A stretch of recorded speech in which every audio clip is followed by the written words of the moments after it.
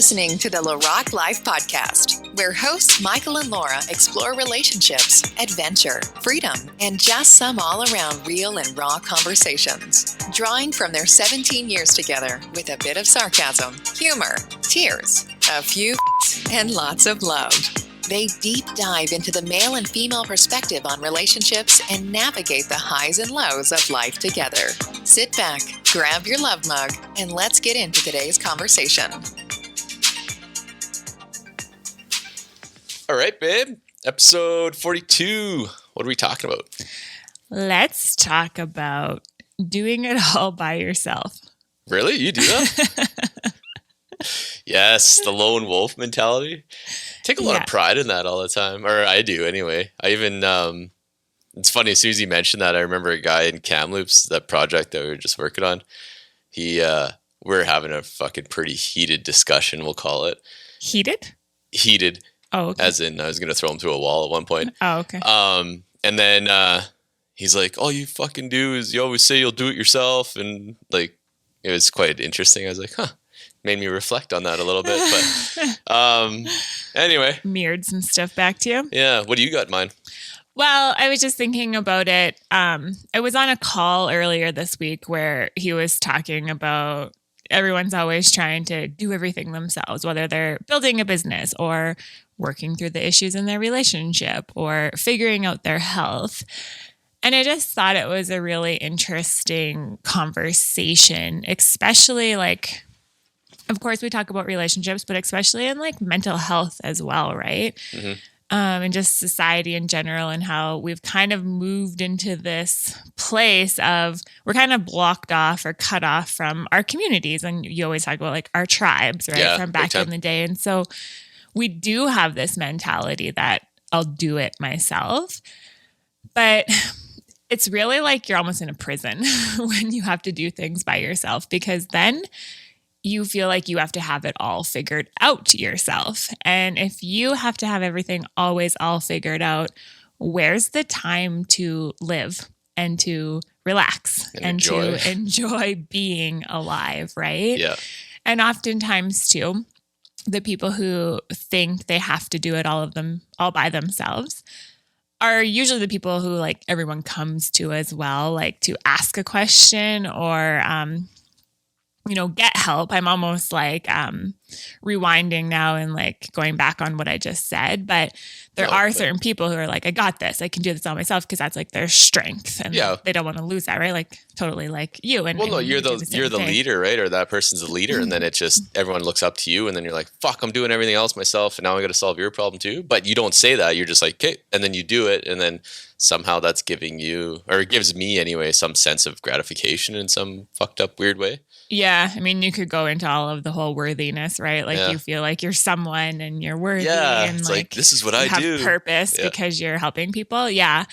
But I think I like when he said that, being the rock is also a prison, because you think you have to have it all figured out. So I just was thinking, I know a lot of people who do it all themselves, right? And I know too, because I've been there and I can go there at times, but I'm learning a lot more to let down my walls and to ask for help and to allow people to help me, hire people to help me, right? Like big time. Not only like friendships and family, like allowing them in and asking them for help, and partnerships, but also when it comes to business or health, like paying people. We all want to save our money, right? But when we're hoarding our money, actually, you know what? Let's just share an example. Okay. I need a sound effect for that. Example time. That was terrible. Fuck, sorry, you guys. Was brutal. That is so sorry. Anyway, carry on. Okay, so I mean, I can think instantly of a few examples in my life, so maybe you'll have some examples to share as well. There's already a bunch of shit in there, yeah. Okay, why don't we share a couple examples then? Because I know whoever is listening to this is going to see themselves in those examples. Mm-hmm. So, number one being our relationship, right? Back in 2012, I was like, no, I can figure this out. Like, I got this. I don't need help. My relationship is fine. We'll work through it. We'll figure it out, right? I got this. And it wasn't until, for us, it took things like completely crumbling before I did end up paying a coach to help me with my own stuff, right? And just support me and guide me and give me information and be that outside perspective that I couldn't see because I was so in it, right? And give me different resources and tools. And that transformed our relationship, right? Mm-hmm. Had I not sought help outside of myself, where would we be? Yeah, I know just in that relationship example, I wasn't that help for you. 100%. I know that. So thank God you did that. Well, and I can even think like shifting that, you were always like, oh, I'll figure it out myself. Oh yeah. No, I want to know part of any of that fucking bullshit. Figure it out. Yeah. No. But you would say that after like every drinking episode or every cycle we would always go through. You'd be like, I'll figure it out. And I'd be like, I think that you need some help. I'll figure it out. That was going to be my example of drinking. Sorry. No, that's fine. Cause it's 100%. And I think I touched on that. We talk so much now. I was just so in denial too, I suppose that would be a point. But like with my drinking was just like, I would come up with excuses like fucking blackout drunk, which happened a lot if anyone knows me. But like, example of that, blacked out. It's like, oh shit. We would go through our little stuff and then I'd be like, okay, well that time I was drinking vodka and orange juice. Maybe if I switch to whiskey, then that'll be the ticket. Maybe just got a bad batch of vodka, then switch, and then everything would be fine for like maybe once or twice off of that. And then it would happen again, right? And it was like, oh shit, maybe I switched to beer. So that was me trying to figure this. I was like, how are you trying to justify the same thing? Like, oh man, it's funny looking back, but when you're in it, you're trying to find anything, right? Just grasping at straws. Mm-hmm. And it took me hitting those lows to reach out for help and go to A and really hit those rock bottoms to see that. And finding that really, really helped me. That was terrible, but it was funny though. 100%. Every time we talked about it, you nailed it. It's like, I'll figure it out. Don't worry. This is on me. I'll figure it out. You're so against help, right? And we both were. But once I was starting to seek help, I was like, oh, it's so freeing. So there's that kind of help, whether it's coaches, therapists, counselors, in regards to your relationship, right? Like if there's something that's not working in your relationship, someone from the outside can see things that you can't see because you have like tunnel vision and you live that 24/7. Exactly. And these are the patterns and the habits that you've been in for how many years. And well, I mean, probably even from childhood, the things you learned from childhood, right? So when someone from the outside can look in from a totally neutral perspective and give you some different insights and some tools and resources for change, it shifts so much. Like if you're open to that, right? Exactly. So, I mean, I don't even know where we would be today if we didn't do that. I don't know. Well, we definitely wouldn't be sitting here. I know that. Yeah, probably not, right? No. I mean, who knows? Maybe, our growth would have came from a different direction or it wouldn't have. We'll never know, right? It's tough to say, yeah.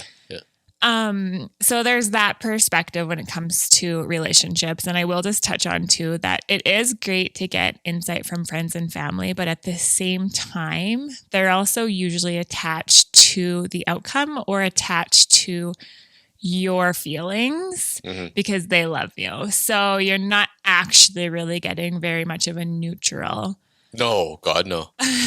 Support. Well, your friends want you, whatever that looks like. Either your friends want you to stay together as a couple for selfish reasons, because it makes it easy for their relationship. Maybe like, the guys get on, we get on. It's just easier that way. Yeah, or they love your partner. Yeah, or you're like obviously or they hate your partner. Yeah, or they go to your family, or you go to your family, and same thing, right? Like he's very, say from the male perspective, he's so secure, he's got a really good job. I want you to have money and not have to worry about those stresses. So you could just stick it out. You'll be fine. Yeah, exactly. And then it doesn't do anything for you, right? Yeah, exactly. So you don't have to have it all figured out. Mm-hmm. I mean, it's so funny how, we go to school, we get educations for all of this nonsense bullshit that we don't even end up using in life. What are you talking about? You didn't use algebra today?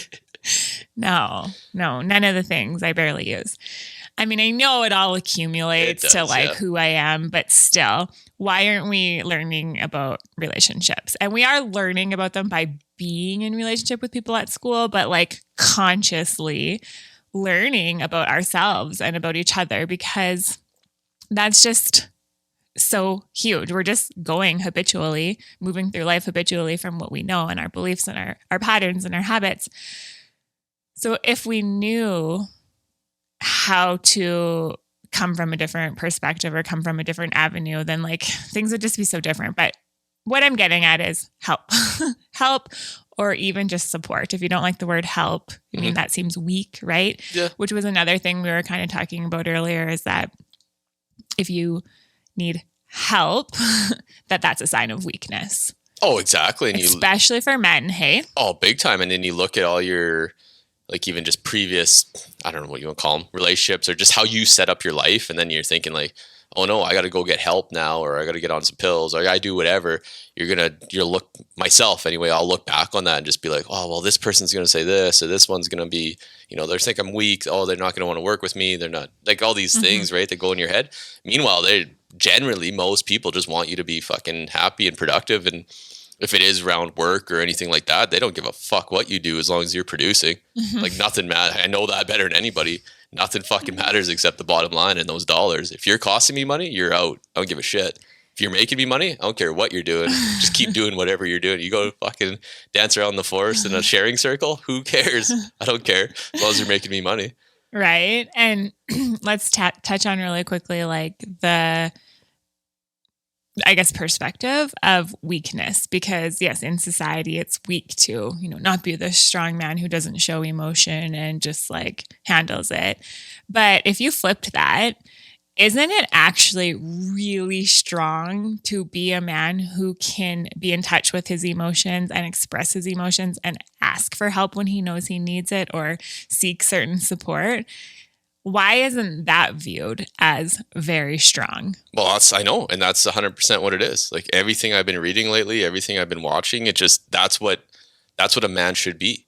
But now we're so far away from, we'll talk about this on other things, but we're so far away from manhood right now that most people are just these scared little boys living in men's bodies that have no idea what the fuck is going on or how to do anything. And so ego gets in the way, right? That's the biggest thing. And then, if we did just ask for help and go to our mentors, which we just don't have anymore. And myself, I'm a trades person, right? With apprenticeships. And before it was a real apprenticeship. Like you went and fucking lived with that guy, or you went and lived with their family, or you went and did whatever you had to do with those people. Now we call it apprenticeships. It's a very loose term. I would call it, like, even myself going through that whole carpentry apprenticeship, no one ever like really took me under their wing and showed me anything. You're just there working, and it just accumulated time where it's like, okay, well, you should be good enough now that you're a professional. Here you go. Yeah. And I guess that works for family units as well, right? Where like, let's say your dad is teaching you how to be a man, but your dad's not very present because he's working so hard and your mom is too, right? But the parents are almost like, they're just not present as they would like to be because they're working so hard to support you and supply for the family, right? And so you're not actually being really like, and even these last couple generations of like, we don't really, even our dads, we hold them at high pedestals and we put them at high esteem, but they don't really know how to be a man anymore. Like they've after that whole World War II generation, those men came back so fucking messed up and wounded and, gone from killing guys in the battlefield to literally like the next week fucking out in a tractor in the field by themselves, just working. Like how they had no... Yeah, dealing with their own shit. They didn't, I shouldn't say put words in it, but they just, that capacity to try to teach their kids and be gentle with their kids from what they just fucking went through and didn't have like a decompression of that. We've been forever fighting that now ever since World War II, right? Yeah. And now these generations, like we're in the worst spot we've ever been with that. But at the same time, I think it's cool because we do have a lot more open conversations about this. Like it's happening a lot more around the world, right? And men are stepping up into these more manly positions of being in tune with their emotions and their feelings and being more vulnerable, as well as being providers and protectors, right? I think so, because we all hit our breaking point now. Like it's just like, fuck, what do I got to do? Like, what do I do? I know, because innately it's still there. Your instincts are still there, but you just don't, myself, I didn't know how to put them together. And it's like, I know I want to be a man. I want to be everything I can for you and for Lennox and everybody and be a leader at work and do all these things. But I didn't know how or don't. Like, well, and you can't when you're trying to deal with all of your suppressed emotions and feelings by yourself. There you go. Exactly. So I wanted to just touch on like that topic to say that what if we flipped the belief that it's weak to share your emotions or ask for help and flipped that to you're actually a very strong man by doing that, because not only are you healing yourself and healing your generations to come after you, like for your children and your grandchildren, but you're also now inspiring other men to follow your footsteps and to not see it as weak. Yeah. Right? You're paving the way for other people. So to me, like automatically I get shivers because I'm just like, that is so powerful. Like, don't keep holding it in. Feel this shit, move through this shit, do what you have to do. Life is so much better on the other side. I'm proof of this. And then other men see that, other women see that, and they're like, let's go. It's not going to be an easy journey, but it's going to be worth it. Right. Oh, totally. That's what I like about like that men's group I'm in too, right? Like there's a group of men and everyone, like you come with your stuff. It's not like just a giant bitch fest by any means, but one guy, like you're asking, one guy's asking those questions, being vulnerable, put himself out there, but it helps the whole group. And that's even where, you know, we had those hunting tribes, we had those even working out in the field with a group of men to get shit done. You know, someone might have asked the elder, someone might have asked that older guy, like the mentor, to, hey, what should I do in this situation? Then everybody, you know, can take from that, and it's just building each other up. So it just takes that one person, like you say, to really get out there and just break those walls down. Yeah. Sure. So that's really cool. Okay, now totally flipping this to another example that took me a long time. So see, like just because we're good at our relationship doesn't necessarily mean that we're good at asking for help, or I should speak for myself. I'm not necessarily good at asking for help in other areas. I'm always aware of it and getting better and better at it, but not necessarily knowing who to turn to or how to go about doing it. But my health, for instance, right? Like for 9 years now, I've had symptoms and chronic pain that I've never had anyone be able to give me answers to. And I've not really been able to figure it out by going the Western medical route, right? Where it's like everything's paid for by AHS, like our province, and taking that route. No one's been able to give me answers. It's just like almost been like a waste of my time to go for this testing, go for that testing, get this, and then to just be told, oh, everything is fine, right? Well, you'll fall under those normal parameters. Yeah, exactly, which are huge. They're not normal. They're not thriving, let's say. But yes, and I get it, like how our systems are so broken. Like how do we get like thousands, hundreds of thousands of people thriving? No, I know. And there's no money in that thriving. There's so much personal responsibility that comes with that. And exactly, there's no money in healthy people. Yeah. So for 9 years, I've dished out money here and there and tried this practitioner and tried that and this therapy and that. And it also took me like doing lots of studying and researching and doing all of the things. But once I acquired the knowledge, and knew like who I wanted to work with, I had to bite the bullet and invest the money. It was totally out of my comfort zone. It was way more money than I've ever spent with one person at one time for my health. Right. But remember me telling you that, well, for one, like if we don't have our health, what do we have? And there's that how old much time and money have I wasted in the last 9 years by not being in my optimum? Yeah. Right. Well, yeah. And there's the feeling, right? Yeah. Just feeling. Yeah. Okay. And then, where was I going with this? Oh yeah. But so here's the other part. I've, over the last few years, since I've figured out a lot of what is going on for me, I'm not a doctor. I never claimed to be. I'm not a scientist. I'm not all of these things. I have a really good understanding now of what's going on with my body, but I don't know the very intricate ins and outs of like which layer to start with. And this is normal to pop up. You'll see this happening. Now add this in.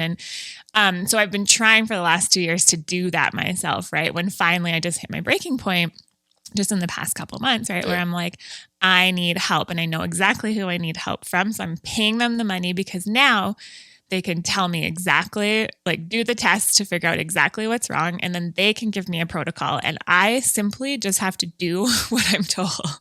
Yeah. I don't have to be the researcher, be the, the person who then like makes sure I'm taking everything.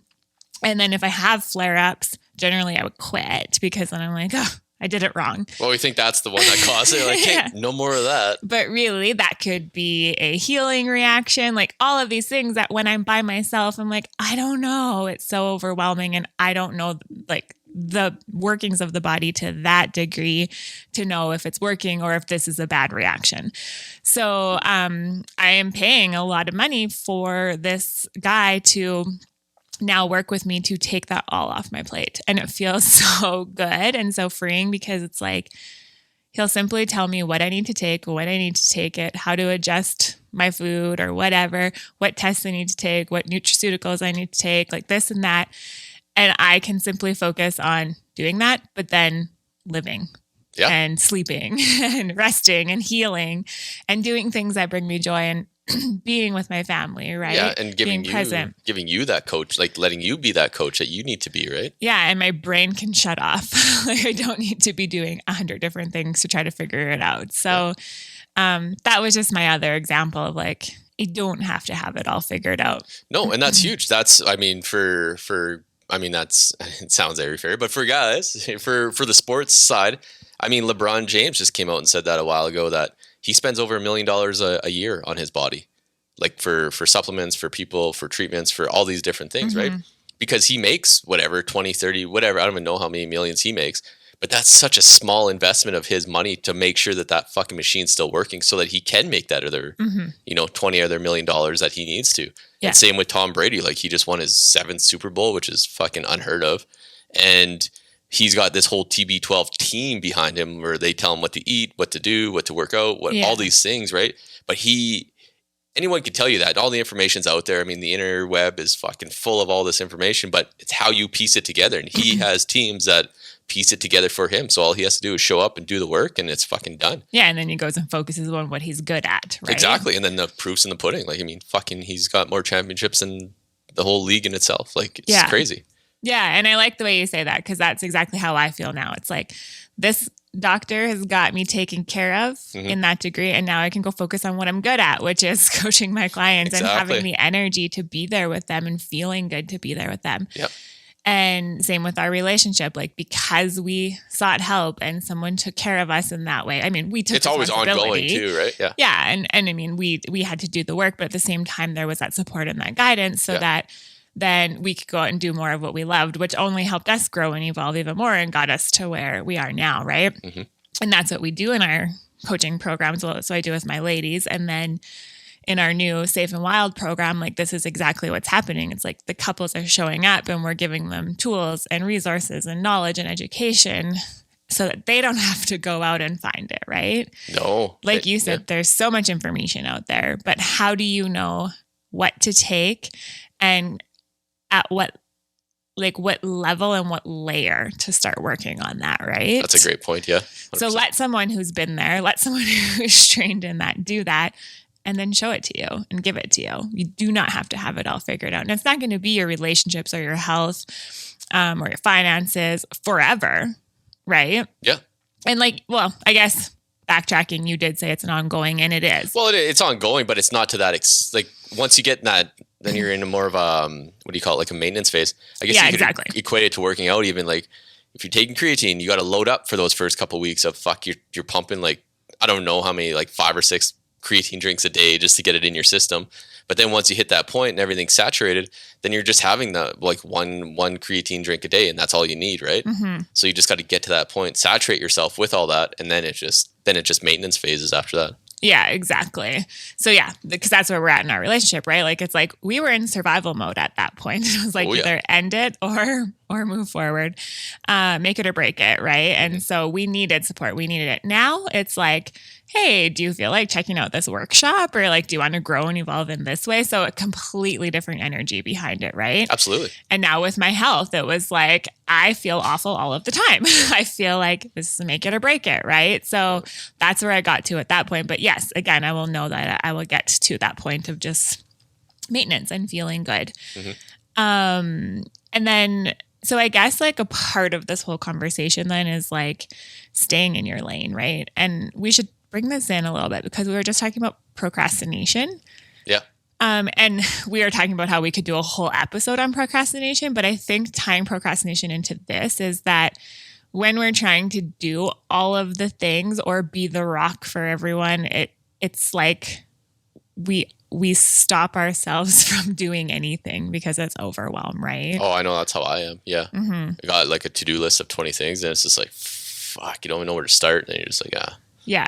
So it's like, just don't do anything. But if you stayed in your lane, hired out, traded services, like delegate whatever you too, right? delegate. If you got a team, delegate it. Yeah. Do all of those things so that they're staying in their lane and then you're staying in your lane, right? And it just like, it's like a well-oiled system, just working so well. And actually, I guess one more example I thought of too is last year I had hired a virtual assistant. Yes. Yeah. And that was so great. Like, and you always wonder, well, when's the right time? When should I? But that was just, it took so much off my plate because I was creating a new program and I was doing all of these things and I really needed help. Whereas now it's more of like a coast and we're not really creating too much new stuff. And like, I can maintain it myself while still not feeling overwhelmed and working with my client. So I'm not using her services now, but I'm going to need someone again in the future. It's like ebbs and flows, right? Right. But then even with our podcast, we have help with this too, right? So it's just, you just got to know where to get help or else. Especially with this kind of stuff, for me anyway, because then I feel so overwhelmed and you're looking at everything, what everyone else is doing, which is another big mistake, which again, I think we talked about that and I'm sure we got millions of episodes coming up on that. But you get so overwhelmed with this and then it's just like, fuck, what's the point? I'm not going to do that. It's going to take me 6 hours for this and whatever else. So you're just like, I just won't do it. Yeah. And just chalk it up to no one's really going to care and whatever else. But if you just stay fucking consistent. Yeah. And this is what we were talking about, the procrastination that will go down another time, but it all comes down to like kind of your worth, right? And your deservability and like what you want. And if you really feel worthy of what you want, it doesn't matter. You'll figure it out. You'll find the money to pay the person to help you figure your shit out. Right? Absolutely. Yeah. But I was going to say too, like when we try to do all the things and then we get online and we start researching different things, that takes so much time. But then you get down these rabbit holes, which like leads you to a million other little holes. But then also there's that comparison. And that's the big one. Yeah, it is. It's really tough. And I think because there is so much information and it's all at our fingertips, literally in our hands all day long in our phones, that we're so distracted from just being happy. Oh, that for sure. Because then you get into that, then you feel so overwhelmed. Then you're like, oh, fuck, cat video. And then you just, then it's like, oh, there's. Well, I might as well go see what Deborah's up to this week. That, she has the perfect life or the perfect relationship. And make myself feel even worse, right? Exactly. Because she's doing the fucking work. She's hiring people or asking for help. Exactly. But one last thing to touch on this, and then I think we can make this short and sweet. Hey? Yep. This is feminine and masculine energy as well. So masculine is the giving energy. Feminine is your receiving energy. And so a lot of us are more than willing to usually give and give and give. And because a lot of us are in our masculine energy these days, because it's all about the doing and getting shit done and having more and being more and doing more. Yeah. But focusing more on that receiving and that feminine energy, which we both have within us. And we need at times, but that's where asking for help and then allowing someone to help us, right? Mm-hmm. Allowing ourselves to receive, that's super tied in to all of this too. So I just wanted to just put that out there. No, that's awesome. That's a great way to tie that together. No, I love this. I think we leave it at that, buddy. That was great. Yeah, nice short, sweet episode. 30 minutes is short and sweet for us. Yeah, no doubt, We didn't circle back on a million different things and whatever else. But no, that's awesome. Okay, well, let's leave it before I ruin it. I love you guys for listening. Thank you so much. And check out our website for to get on the waiting list for that next Safe and Wild program or I guess go around, I guess we'll call it. But yeah, we'll be running rounds, every 7 to 8 weeks. We haven't quite decided, but we're about halfway through first round and it's going really good. We're having a lot of fun. Yep. And so yeah, go to LaRocqueLife.com, Safe and Wild tab, and then there's a wait list that you can get on. Awesome. Okay. Well, I love you. I love you too. Love you guys. Thank you. Thank you. Thanks for listening. Find us on social media at LaRocque Life Podcast and online at LaRocqueLife.com. Ladies, find Laura on social media at Laura LaRocque and online at LauraLaRocque.com. Have a request for a show topic? We love that. Send us an email at michael@LaRocqueLife.com or DM at LaRocque Life Podcast. And don't forget to subscribe, rate, and review.